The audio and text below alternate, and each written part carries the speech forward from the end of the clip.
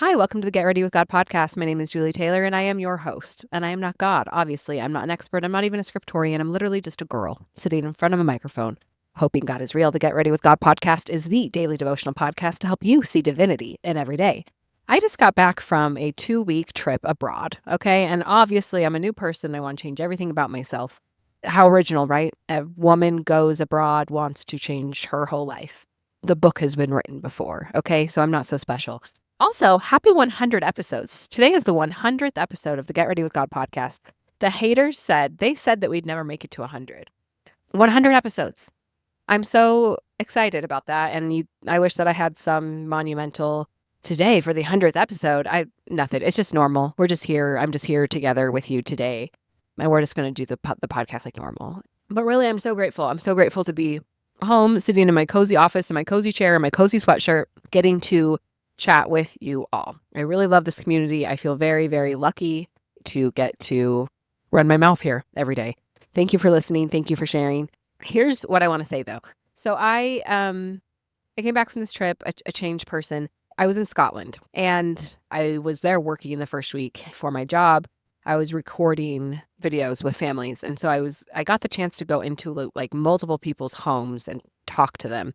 So I feel like I got like a different view than a tourist would get because I was really meeting a lot of people and going into their homes and seeing the way that they lived.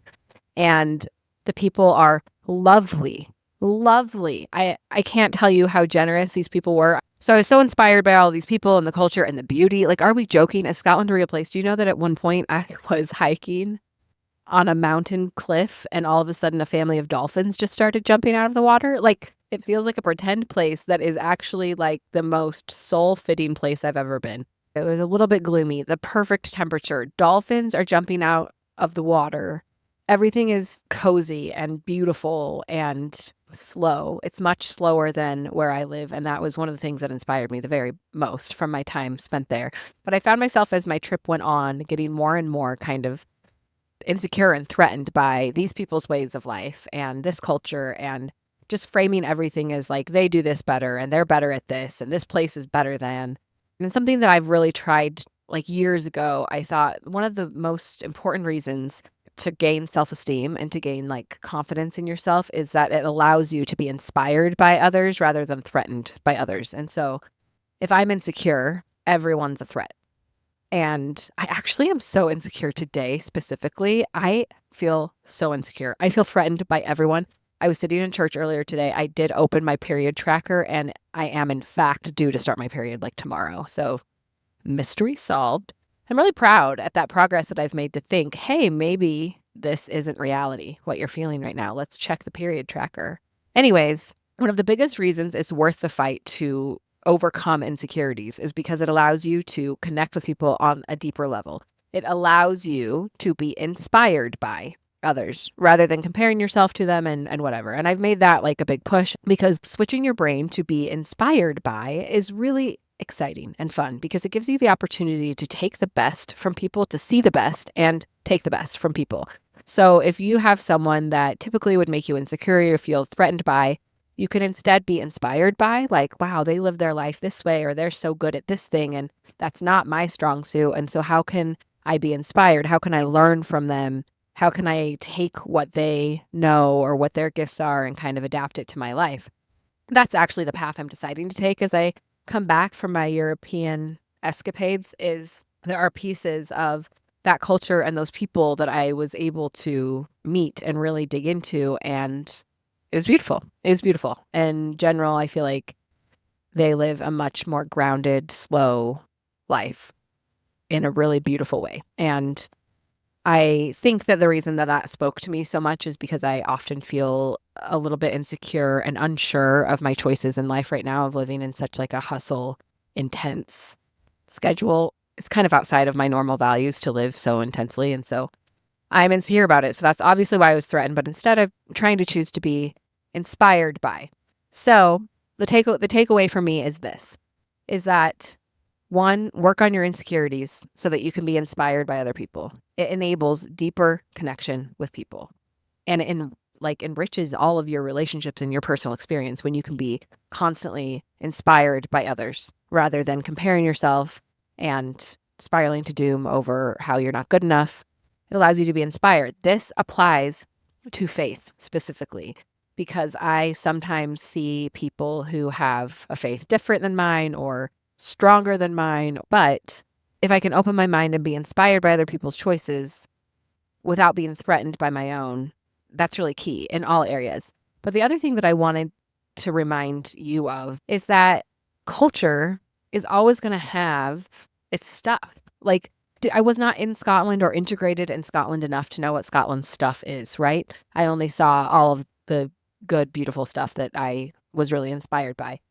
But one thing I noted to a friend is I was like, I really don't feel like they push protein as much there. And I appreciated that. Not because I'm against protein propaganda. I'm just really tired of the constant cycle of something. It's always something. It's protein, it's fiber. A lot of it has to do with like fitness and diet culture, but it's always something. And so coming home and being changed, which by the way, I know that I'm joking about being changed, but I was gone for 2 weeks. We should always be different at the end of 2 weeks in our normal lives. We should always be flexibly growing, changing, evolving, so that in 2 weeks' time, we shouldn't be the same person we were 2 weeks ago. So I stand by the fact that I came home changed. But be inspired by other people and be really clear that culture is always going to push something. It's always going to be something.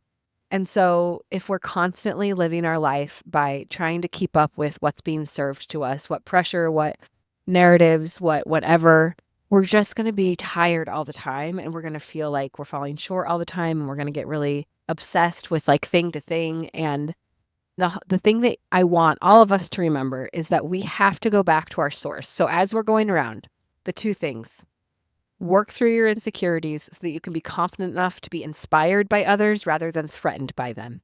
And 2, connect to your source to make decisions based on that rather than constantly following the cycles of cultural, social, whatever. If we choose to make decisions and to guide our life based on our connection with our source, that's always going to be better than just constantly being on the hamster wheel of, now this is important, and now this is important, and look over here and do this, and are you doing enough of this? And this is actually what matters, not that. And I can't believe we used to do this. This is the actual, like, it's exhausting, and it puts you on a path to nothing. It puts you on a path to overwhelm, urgency, constant panic, constant feelings of insecurity, and living for someone else's choices and priorities.